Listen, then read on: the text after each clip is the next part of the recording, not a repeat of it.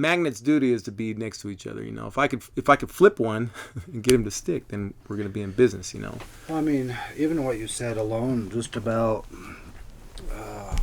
what was the term you used about taking a police officer out of that, putting him in a scenario where he can start feeling those emotions again. Feeling the good vibes. Right. They kind of do something similar to that in a very broader way in the prison.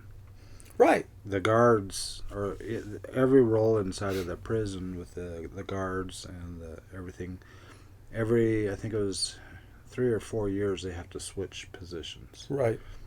And they keep changing. I mean, that's still a long time, though. Right. It really is. But I honestly have never put thought into a police officer needing to be rehabilitated. But why wouldn't we? You know? Right. Why wouldn't we? That makes so much sense. It makes sense now because somebody was able to bring our thoughts to it. Well, it's logic. It's just like the iPhone. When they invented the iPhone. When the iPhone first came out and you started using it, or whatever phone you got, Android or whatever, I don't care what you pick. Mm. But at that point in time, you're like, why in the hell somebody didn't come up with this earlier? Or the little tool that you showed me to hold my phone. Why didn't somebody come up with this crap earlier? It kind of balances the gyros and keeps everything steady. And I don't got to do it with my hand and kind of do all these awkward things. This thing does it by itself. I just go like this, and it stabilizes the view. Right. It takes this, man. It really does. It takes these conversations. It's a different plane. You know, I got this my screensaver. I don't know if you can see that. Mm-hmm. And I've left that screensaver on there for years, and if you look at that, you know, it's an embedded body moving through the celestial space. You know, and that picture means a lot to me, and you know, there's no signification to somebody dying or something in that nature, but what it reminds me of is, you know, that's me.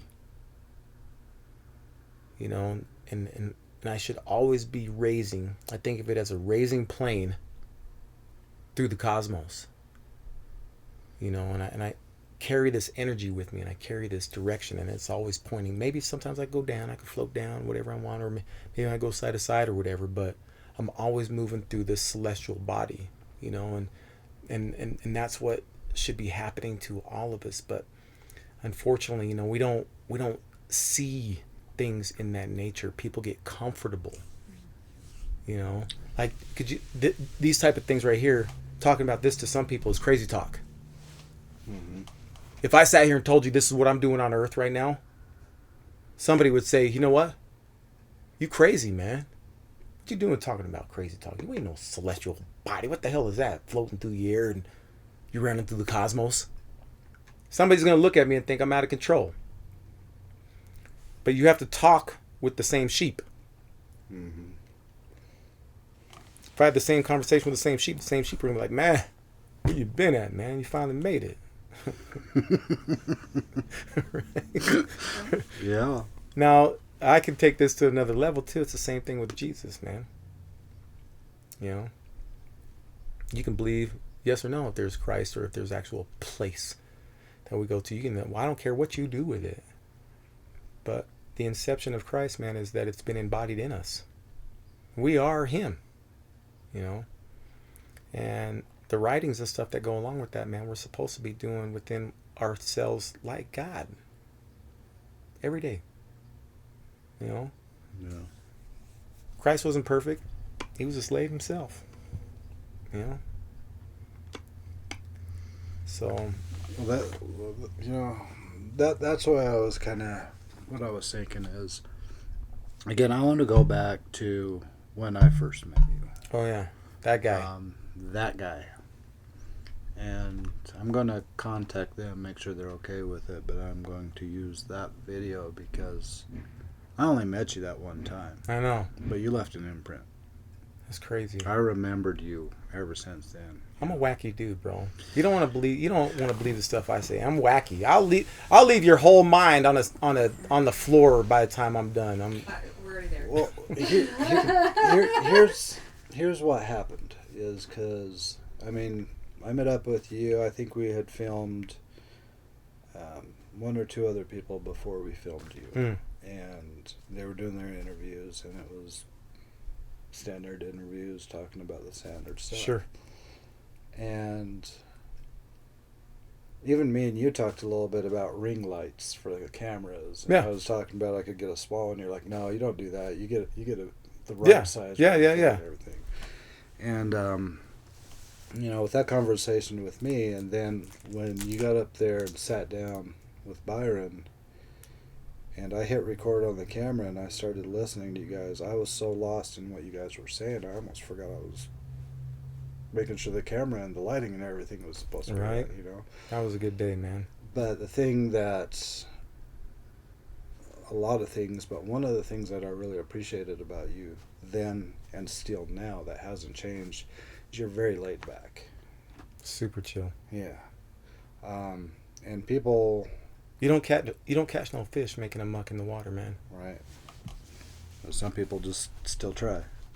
You can't throw no rocks out there and expect the fish to come to you. And I know it's been a long time since you've seen that. Man, I was years, man. Look at me. I got a hoodie on. Got your hoodie working and everything. Now, are you still doing your... I do train. I have a home where I have a big enough spot in the garage that I've converted half my garage into a gym. Mm-hmm.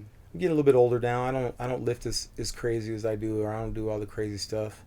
I think I'm fitting in like an old man regimen now. I'm just worried about body fat, looking slim, you know, keeping a six pack. You know, I'm not worried about being big anymore. Mm-hmm. Even though I am, for the years of training that I am pretty, you know, a lot more stockier and a lot bigger than most people, you know. So I try to at least maintain that, because in my mind, I don't like the idea of being soft. Right. So I still work out. So, You know. but are you still doing personal training for people, or have you kind of... Very minimal. Really? Yeah. Very minimal. What caused that change? I don't know, man. I mean, life, you know? My journey, my little journey is always transforming, you know? And personal training for the longest time was my embodied journey to connect to those souls, you know. And I have a new mission now. I don't necessarily have the same ideas I did when I was that guy. I have come to a development stage in my life where, I mean, and excuse me for talking of myself, but I'm a lot bigger than that. You know, personal training is beautiful. You know, I can help somebody and I could teach them and, you know, teach them how to fish, and then they go along their way and we have small little conversations, and I change their lives right there on the spot, and then next thing you know, they're gone. And then, you know, I check on them like 6 months down the road and they're doing amazing. You know, they're doing great, and some don't, and some fall off and some go there. Some will wait 2 or 3 years, because I've been personal training, I've been in the military doing it, and I've been doing it for so long, right? It just comes natural to me. And so I check up on people. I'm like, yeah, man, I've lost 50 pounds. I've kept it off. I'm like, that changed me. When you were my trainer, man, I've just applied that to everything. All the talks that we had, everything, right? So when that has started to come back around, when that plateau has reciprocated, when it's come back around, it kept hitting me in the back of the head, because, you know, I wasn't looking behind me moving forward. So it just slapped me upside my head. And I'd eventually turn around and look at it, man, what? So something else was beaconing to me to kind of broaden out, you know. So I went into the career field that I do now. I bought my own semi-truck. And semi-truck driving is a very cool thing for this guy. Not just because truck driving is cool, but I'm inside the truck by myself. I'm embodied in my own capsule, right? And I can stay in there and I can stay quiet. Everything outside of me is quiet. There's no interruption. The PTSD that I have from my military experiences, there's no nothing there. It's just me. Luckily, I like to drive. And you see how easy I was ready. Oh, you down here? I'm ready to go. Yeah. Shoot, I'll get in my truck and I'm riding, boy. I don't care. Right. Miles, man. I crush miles for a living. That's, you know, I don't care about that. You know, that calms me. When the vehicle's moving and that celestial body is moving, there's the sense of comfort to me, because that the universe is transmitting to me, and it comes to me. Things, you know, like communicate, and you know, I get the ideas, and you know, my life just starts to gracefully move. Yeah. You know, like it should. It's almost kind of like a bird or a fish, or you know, whatever needs those sources. You know, like I'm moving. That's me. I'm transmitting in the universe. I'm sending my signal out there.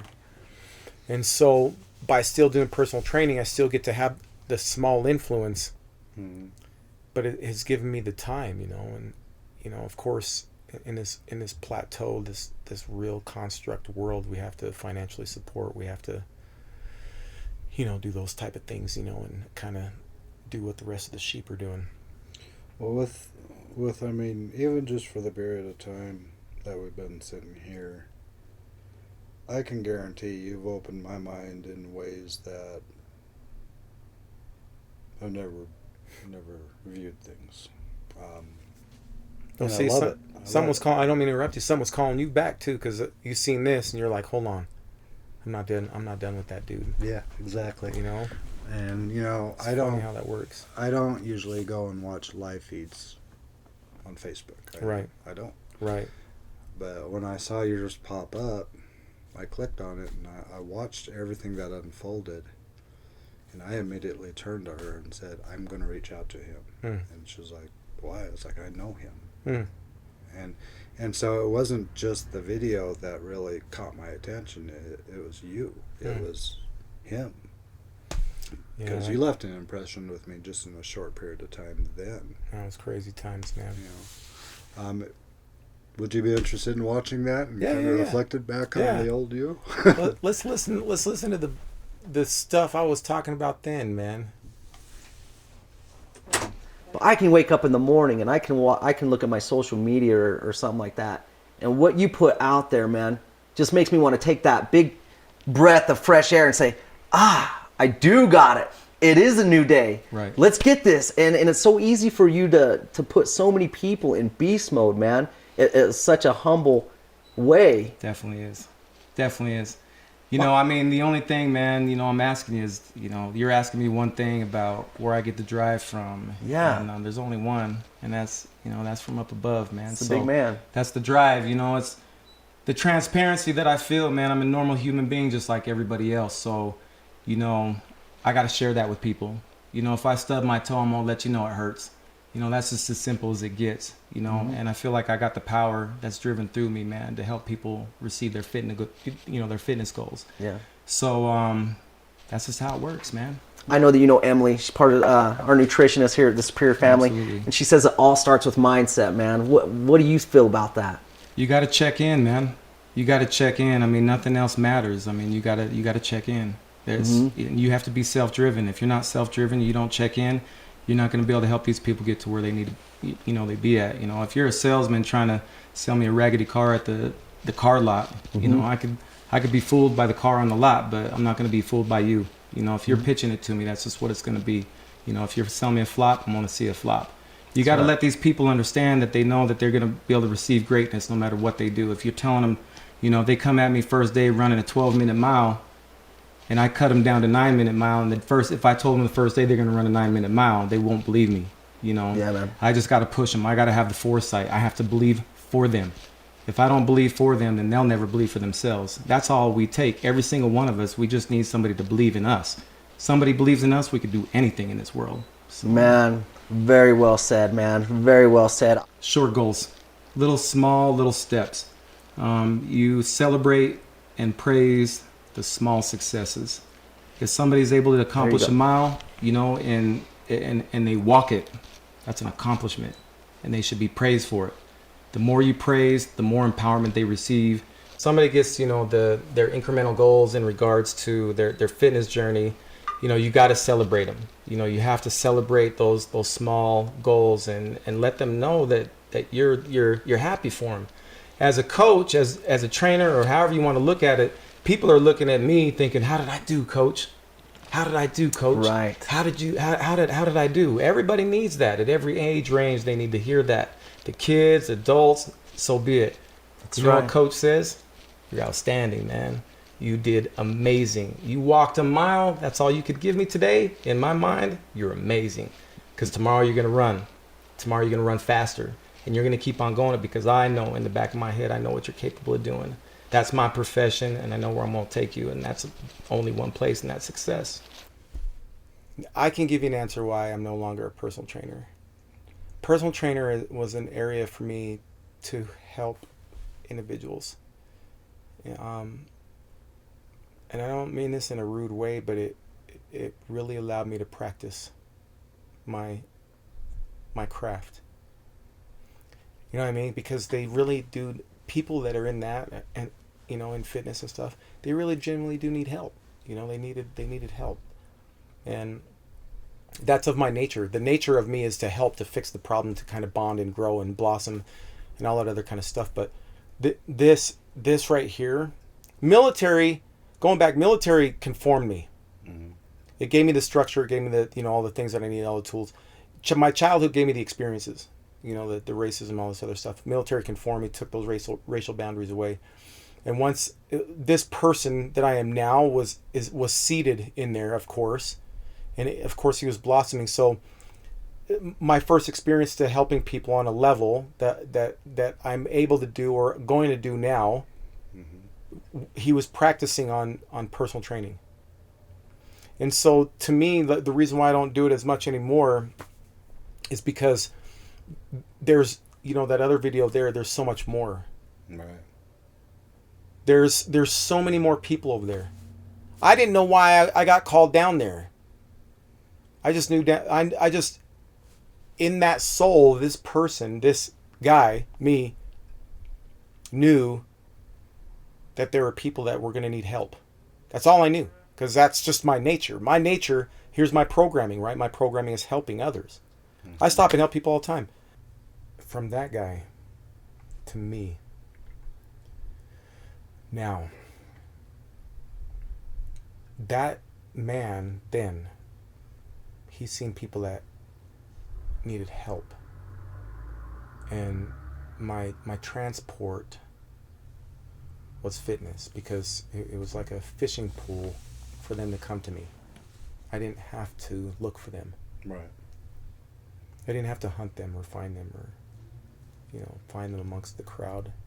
Going back to this guy, what I did is I was a wolf. Okay? Still at good nature, right? I understand and I can see how to hunt, but I developed a pool mm-hmm. for them to come to me. Does that make sense? It does, yes. And so that pool was small, and they would just come in one by one, mm-hmm. And I would teach them. I'd unplug them from the matrix. Right. One by one. Teach them that they are able.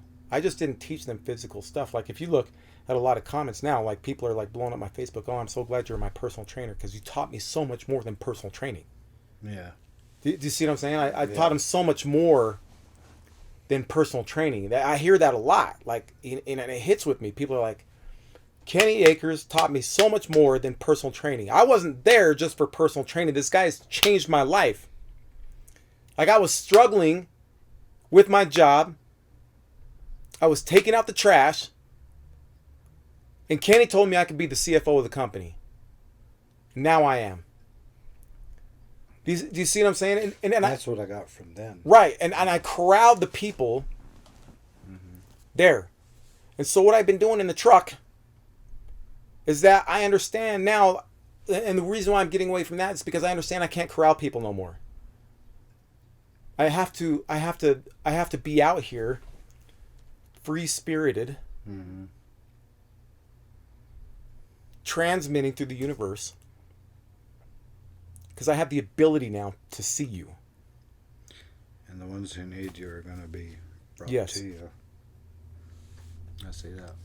And so my next my next channel, my next effort is to bridge racism. I can see it. I can feel it. I can find it. I can see people that are acting and their body language, and I can sense it. It's like a smell, or a, like in the movie, like the Matrix. The guys in the suits and ties. He's like, it's, what is it with you humans? It's like a sickening of you. Mm-hmm. You can smell it. Yeah. You can taste it. It's the same thing. I feel like that description is the same thing about racism. I can see it. You don't have to say anything. I can smell it. I know it. I know it because I've seen it. I've been raised with it since I was a child.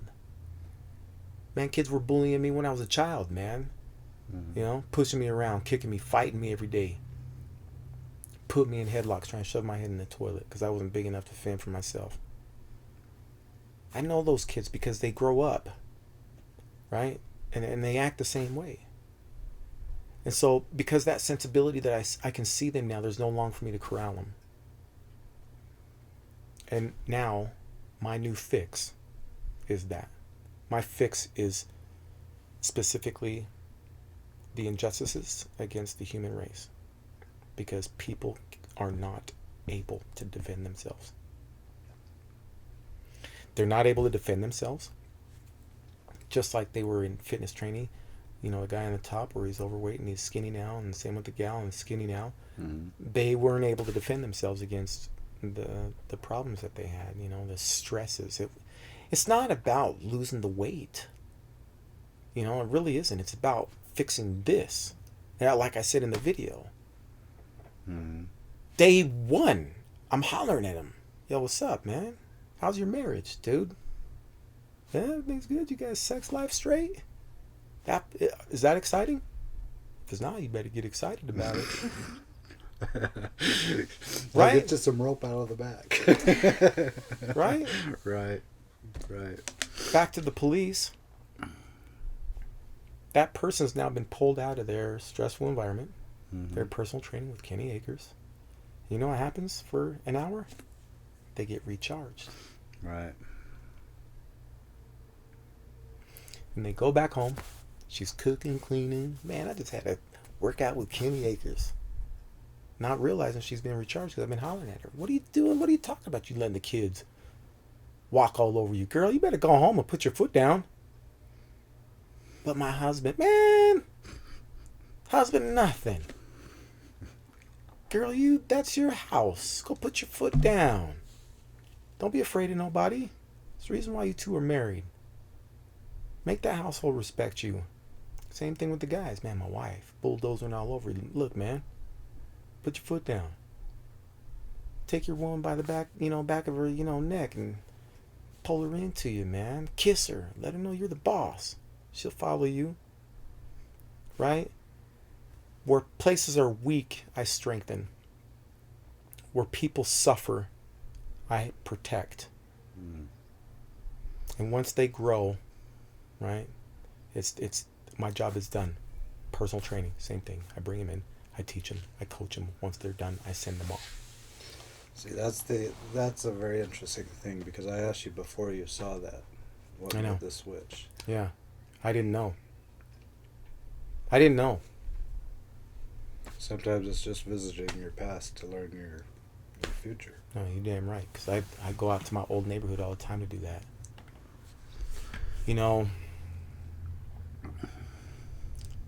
The world it's a very interesting thing, man. We're all learning. Even me. I wake up every day and learn. Mm-hmm. I learn every second. And my calling to the guy on the left, I went down to the 7-Eleven that day because that transmission from downtown, and I'm talking crazy talk, but that transmission was strong to me. I could feel that vibration in the universe. I could feel that, and I could feel the distraught, and I could feel the stuff that was going down there, and I was just strongly compelled to be down there. I said it in the first interview. I said, I don't know why I was called down there. I just was called down there. Something called me down there. Either somebody upstairs kicked me in the back of my head to tell me to go down there. It says, dude, get off your butt. I need you down there right now. or something down there pulled me from down there, or if he was down there himself and he needed help. He needed a soldier down there, right? I don't know. We never know. But I went down there. And that whole scenario, I've been running that scenario through my head a gazillion times. I've watched that video not to loathe over myself. I get enough of myself every day, you know, and quite frankly, I get sick of myself because I get enough of myself. But I don't watch that to see me. I watch that, you know, in amazement, because I went from that, not from that, but to that, and that is huge. That's, to me, that's ginormous. A lot of people on social media, they seen that and it went crazy. It makes sense why it went crazy, because everything about it, my body language, I stood there and it was kind of like a lion standing on his domain. Yeah. You know, and I protected. And there was people there that salvaged behind me. Mm-hmm. I noticed that from one of the other angles. Yeah. And there's a lot of people that were on the street that were coming up along those two other goobers. There was a lot of goobers that were causing mayhem on the window right there, man. And, you know, those two recognized, they seen me, man. You know? Because how many punks would just go ahead and just get busy? Right? I think so. I think if I was a punk, I think I would have got busy. But there, you know, I get a lot of people say, you know, somebody protected you that day. God, it was the grace of God, because we're in the LDS state, you know, we got a lot of people, and they message me, and they're like, God protected you that day. And I beg to differ. I was the protector. Mm-hmm. You know? And if we, you know, like we go down those lines, man, you know, I protected that ordeal, and as physical as it is, it's just a store, couple people inside, you know, and some things that were going on there. My mind was wrapped around the weak that can't protect themselves. My mind was really stuck on people that cannot protect themselves. Mm-hmm. The injustices, the Radio Rahims. You know, the guy that, you know, that's getting strangulated and, you know, he's suffering out there. The little kid that's locked up in the closet, you know, with the Coke bottles. Right. Something's happening to somebody out there. The poor girl, the police officer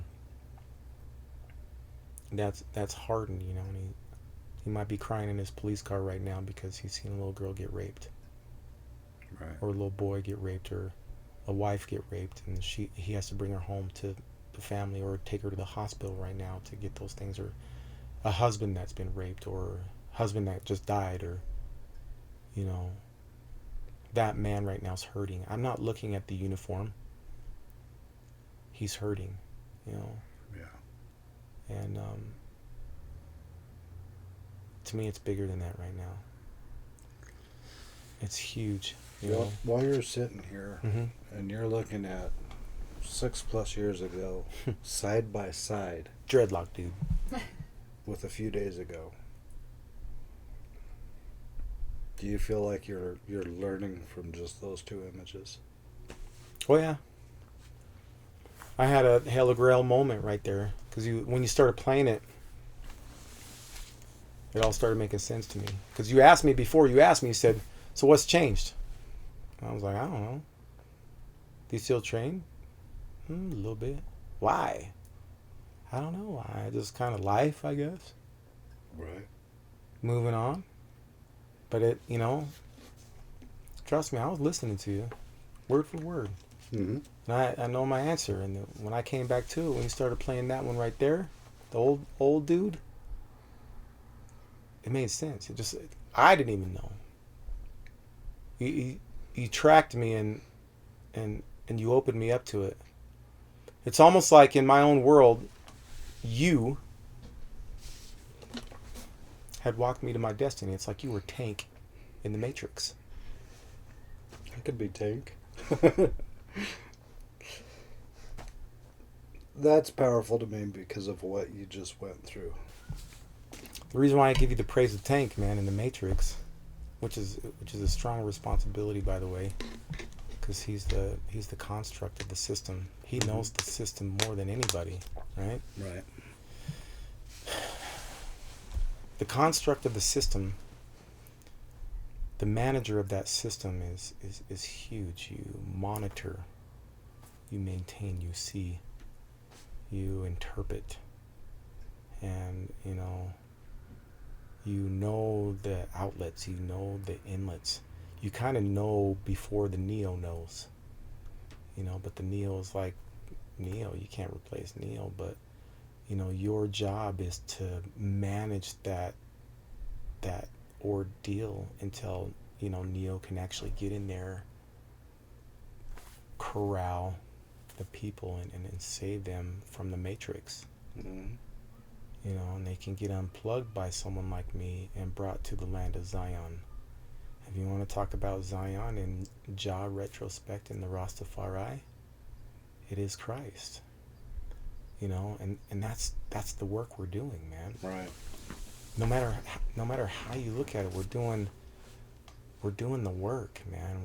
We're helping people, we're saving them, we're reconnecting them, we're showing them the old, your Tank, man. You got it. You got the dial-up equipment all around you. Yeah. You got the dial-up, man. You got the dial-up, you got the system, and I'm not saying that I'm Neo, but man, you know what? I seem to see this, and I bring something to it that helps everybody come together. And once everybody comes together, it's a complete system that works for the act of good. Mm-hmm. And man, what an interesting journey to come out here.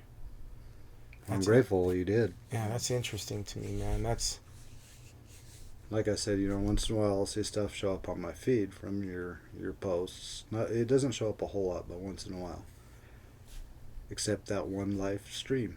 That live stream was probably the first thing I saw pop up on my wall from you in God knows how long.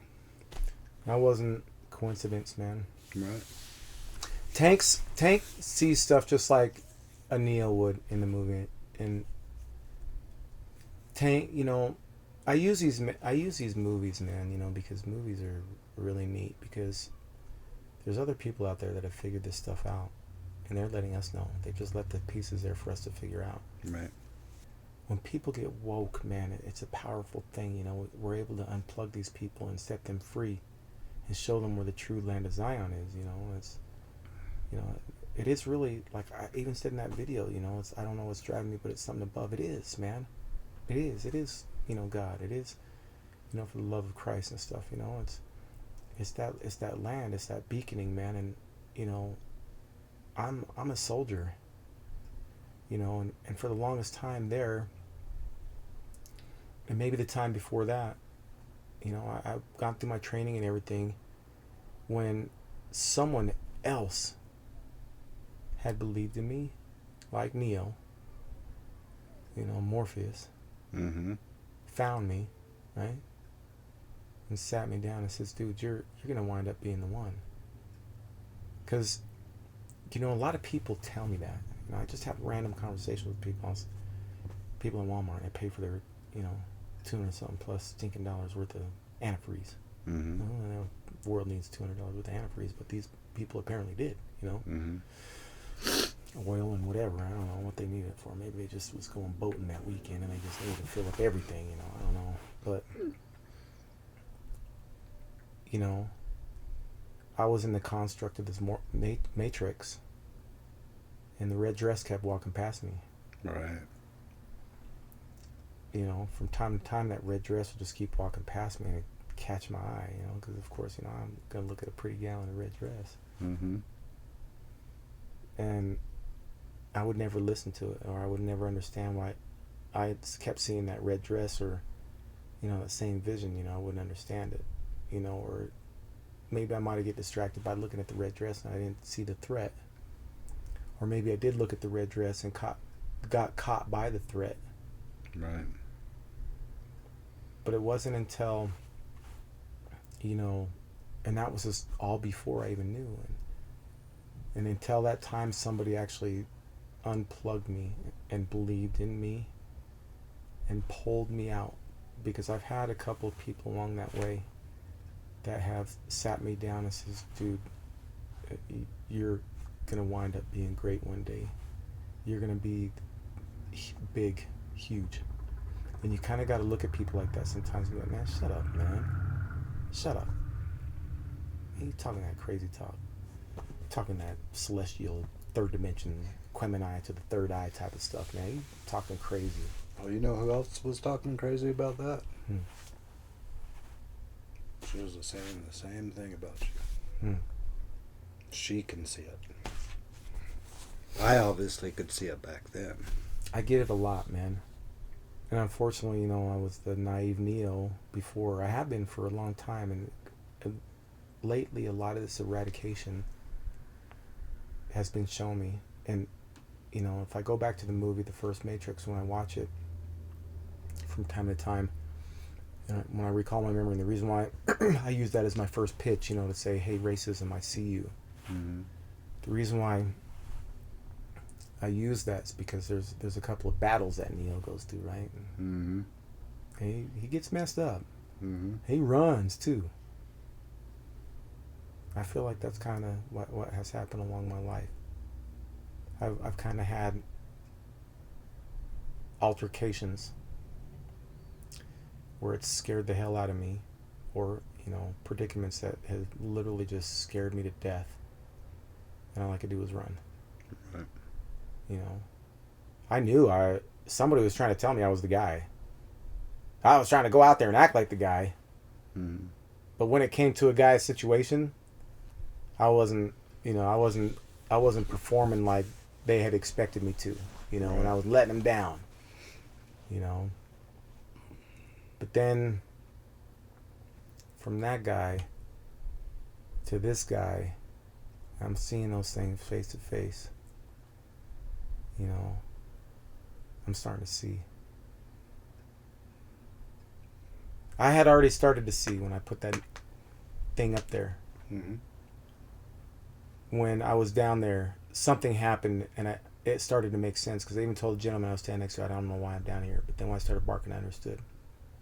Right. You've almost solidified that hammer, Tank. What a good new nickname. You've solidified that for me now by showing me this past guy. I can't stop looking at it because it's clear to me now. Why? Even though I couldn't answer you before.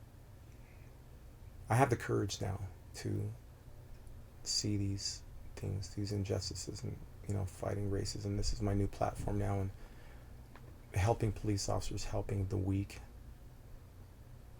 bridging that gap between those that are strong and those that are strong that are not unlocked yet, that they can't help the weak. Mm-hmm. You know, it's a coalition right now. I can see these people now, and I'm not scared of them. I'm not scared of the racist. I want to sit down with the racist because I know he's just scared. Like the thing says, he's just scared of change. And this video, man,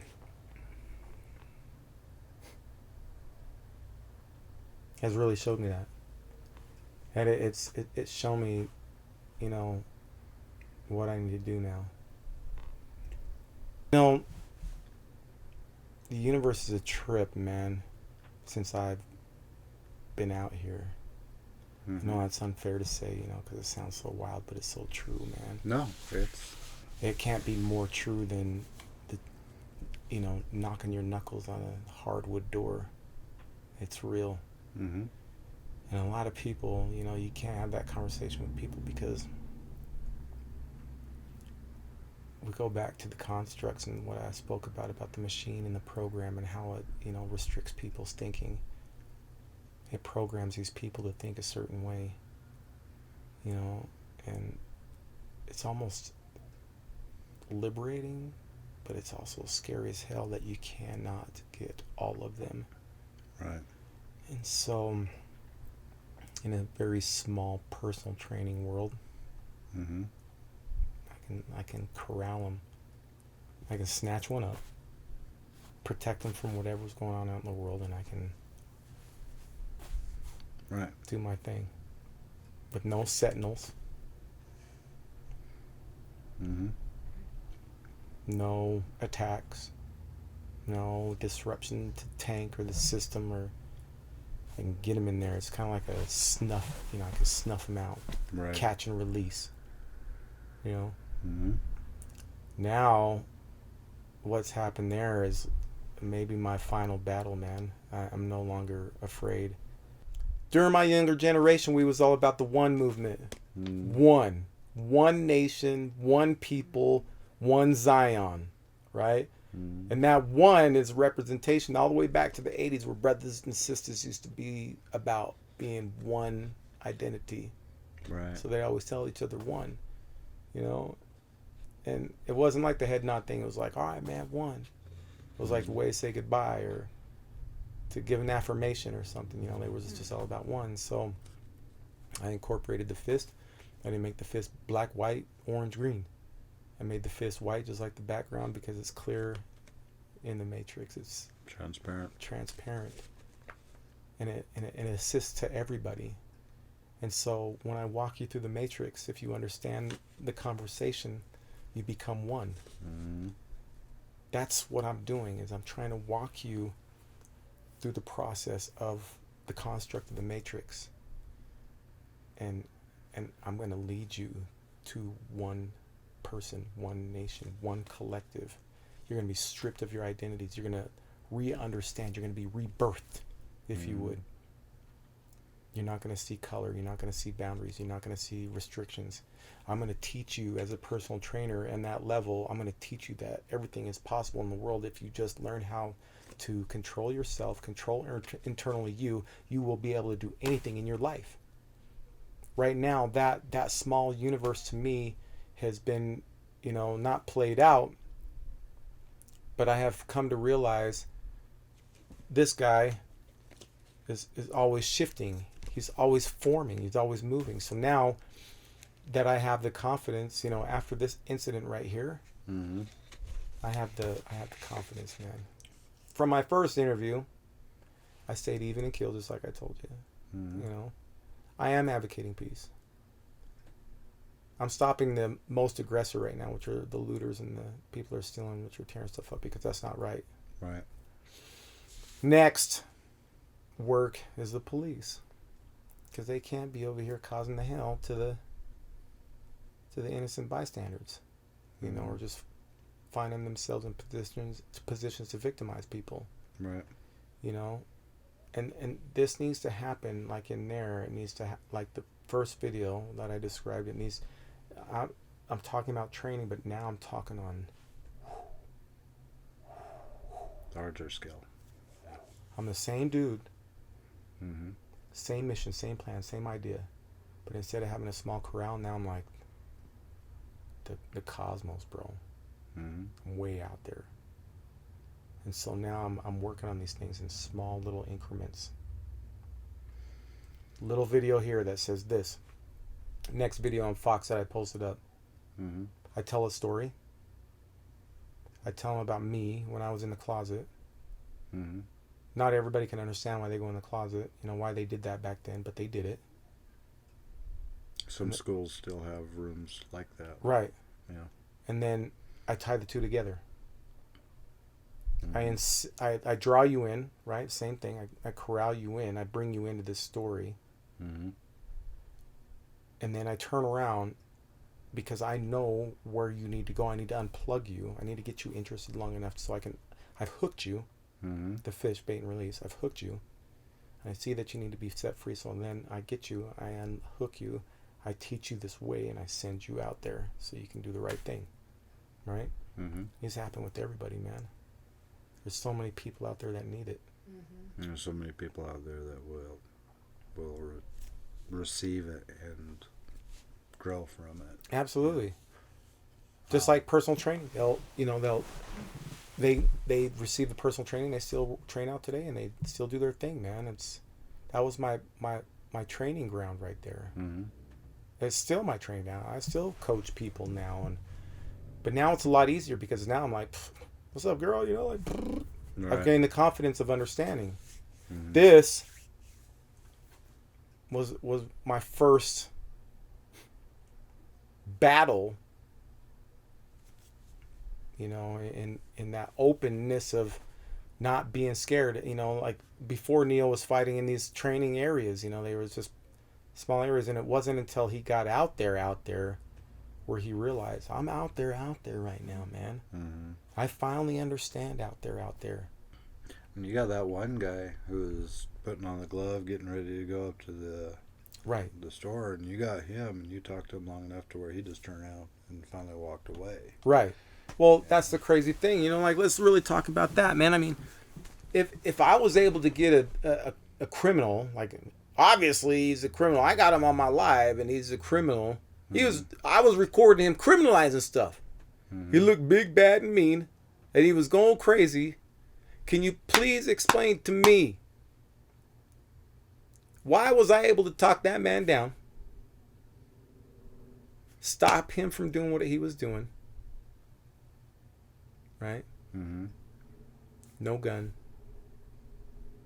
no pepper spray, no taser, no baton, no barking dog, no police lights, no police car, no police helicopter, mm-hmm. no badge. So you're going to go tell me that you need all that stuff to subdue a suspect? No. It's a lot deeper than that, isn't it? Mm-hmm. Yeah. It's a lot deeper than that, man. They don't need all that to calm a flagrant suspect, because I just proved it. Mm-hmm. On national TV. I just showed him that you don't need all those things. Mm-hmm. That man didn't know me from nothing. Right. It wasn't that day. It wasn't by association of my skin tone. If he was black, he couldn't really tell what his ethnicity was up underneath everything that he had going on. Mm-hmm. All we know is he could have been Mexican or Puerto Rican or Samoan, Tongan, whatever. He could have been black. Right. But for whatever reason, he had no obligation to me, because he was on the opposite of what I was trying to do. Mm-hmm. I was the good, and he was the bad. Plain and simple. Yeah. There's nothing else to confuse that. Now, if he was that bad, he wouldn't have been able to come to reason now, would he? That's true. He still had an open enough mind to. But the question is, though, do they all? And yes, they do. Every single last person out there that chooses to do bad, they have a sense of reason. Remember when I was telling you before, the arsonist may not understand the burglar, Right. and the burglar may not understand the arsonist. The burglar's going to be like, why the hell are you going to burn the joint down? I got to go in there and steal something. and the arsonist is saying, what the hell are you going to steal everything out of there for? Because I want to burn it all down. You ain't going to leave nothing for me to burn. It's the whole point. You need to burn it. Leave it in there. They don't understand each other. But together, in a sense of reason, or anybody in that fact comes equipped with the sense of reason, and they will reason outside of their problem. Now, that criminal, he may not have, come to reason why he was breaking glasses or breaking in or doing whatever he was doing, but he came to a sense of reason by listening to me. So I don't understand why. The confusing part to me, and I can't wait to get to some of this, and once I get to my Good Things Utah tomorrow, that broadcast there, I'm going to really try to hammer some things home with the identity with the police. I'm going to challenge that. Mm-hmm. I'm gonna challenge him tomorrow. You know, I'm gonna ask him. You know, like if you can come to me and please explain to me why I talk down individuals. Cause think about it. Is there really an answer? Is there? Can you think about it? Before I even finish my sentence, I'm gonna sit here and think. Can you really come up with an answer why they listen to me? It has to be sensible, isn't it? It has to be sensible why that man listened to me that day. Was it because of my stance? Was it because of my direct influence? Was it the pitch in my voice? What was it, man? Because I didn't have no police sirens, or I didn't have none of that. What was it? It'd be interesting to ask him. Would it? Mm-hmm. Does he know? He at least would know what he felt. Or how about this? Maybe I was connected to him long enough to unplug him. Maybe that whole situation, you know, the cute scenario that we tied in with the Matrix, because I love that movie so much. Maybe that was a situation long enough for me to connect to him and unplug him. And he finally got unplugged, and he was confused. And he was let in disarray and really didn't understand what he was doing. Maybe he changed his whole script when he walked away. Maybe he didn't even do anything after that. He probably went to go sat down, and what I'd like to think he did, right? And how all movies should end in a good thing. Maybe he just walked away and said, you know what, I got to rethink my life, man. I can't be out here. This isn't right. That's very possible. Could be. I'd like to think that he went out and did the same thing you did somewhere else. Right. Just reciprocated. Just became infectious and moved on. I agree. That's wishful thinking. Right. You know. I do believe that happened, though. I hope he did. You know, because he came to reason with me. And if he came to reason with me, he could have easily quickly walked away and come to reason with himself and question why he was even doing that in the first place. Right. And that's what I mean. Like, I keep going back to that, to come on the surface of the construct. You know, why is so much level of force needed to restrict and confine and border and control? If I was to have to guess, it's the fear tactic. Yeah. It's have that presence in front of you to make somebody give up before they even start. Presence of fear. Well, it's a system, right? Right. It's a system. They need you there. You know, it's just like being connected in where they're at. They need it for energy. They need it for source. They need it for finances. They need it for cultivation. I mean, we're a part of the cultivated populace. You know, our human body is that cultivation, you know, for the system. Right. So, you know, once the sentinels or whatever, they see that, they think that the system is being threatened, and so they have to put it back in conformity. Wow. So. You okay? Sorry. No, you're fine. Man. That come out loud. I mean, think about it. That's really honestly what it is, Yeah. man. That's, you know, a system the police departments don't protect, do they? They don't come over here and check on you and be like, hey, man, your camera gear straight? But they protect federal asset, though. Things that are being jeopardized. That's why these writings are the writings. If all these things are burned down and all this stuff is going on, therefore no more money is being made for, you know, the system. The production isn't being made. It's not happening for the system anymore. So therefore you're jeopardizing the system. So the sentinels get called to control this, you know, the radicals that are in the system. To restore the system. They restore the system and put the system back into place, so the people that are plugged into the system are back to producing. And so when there's people like us, that's why, when I say this isn't the right way. Mm-hmm.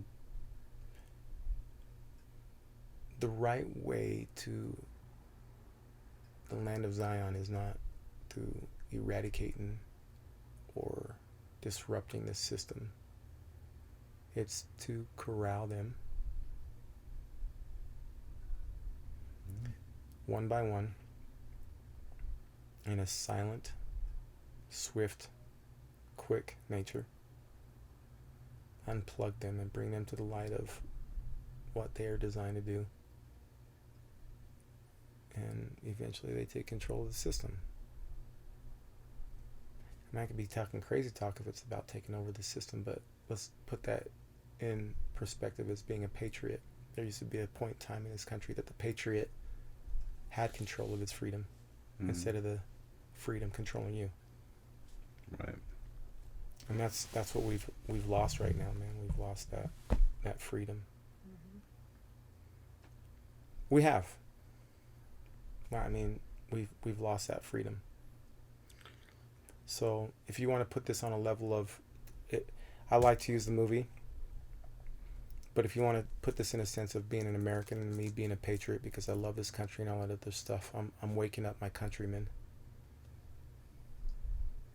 I'm waking them up because they're being subjected to this system, and the system's taken away from them. I'm not saying that all police are good or bad, but they enforce the system, and they're not awake. And if they could only see what they're doing wrong to the other countrymen, then they would feel their pain, just like the countrymen that are suffering now. They need to be uplifted. They need to be taught. They need to be shown so that they don't get being taken advantage of anymore of the system. The system's always going to be there. There's a lot of people born every day. There's an 18-year-old. Somebody turns 18 every day and they get connected to the system. They might get unplugged when they're 21 or 25 or whatever, but the system's always revolving. Mm-hmm. But if we allow the system to continue to engulf every single soul on this earth, we'll have no more control.